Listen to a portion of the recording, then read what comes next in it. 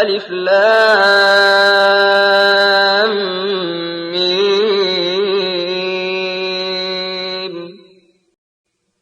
ذلك الكتاب لا ريب فيه هدى للمتقين الذين يؤمنون بالغيب ويقيمون الصلاة ومما رزقناهم ينفقون والذين يؤمنون بما أنزل إليك وما أنزل من قبلك وبالآخرة هم يوقنون أولئك على هدى من ربهم وأولئك هم المفلحون إن الذين كفروا سواء عليهم أأنذرتهم أم لم تنذرهم لا يؤمنون ختم الله على قلوبهم وعلى سمعهم وعلى أبصارهم غشاوة ولهم عذاب عظيم ومن الناس من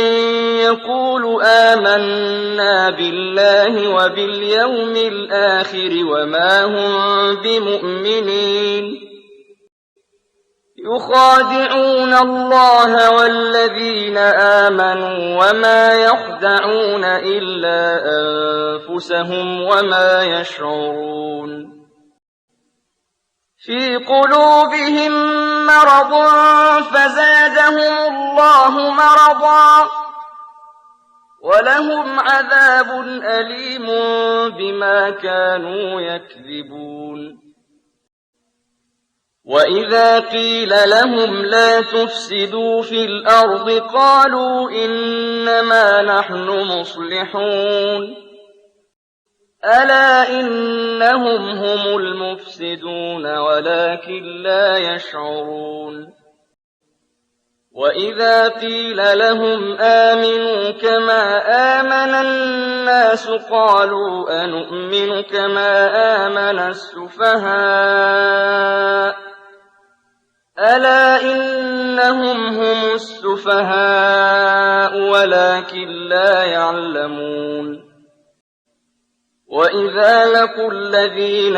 آمنوا قالوا آمنا وإذا خلوا إلى شياطينهم قالوا إنا معكم إنما نحن مستهزئون الله يستهزئ بهم ويمدهم في طغيانهم يعمهون أولئك الذين اشتروا الضلالة بالهدى فما ربحت تجارتهم وما كانوا مهتدين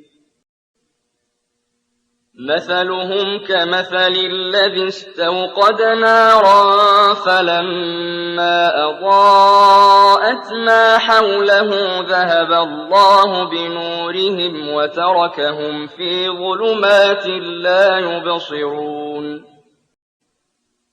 صم بكم عمي فهم لا يرجعون أو كصيب من السماء فيه ظلمات ورعد وبرق يجعلون أصابعهم في آذانهم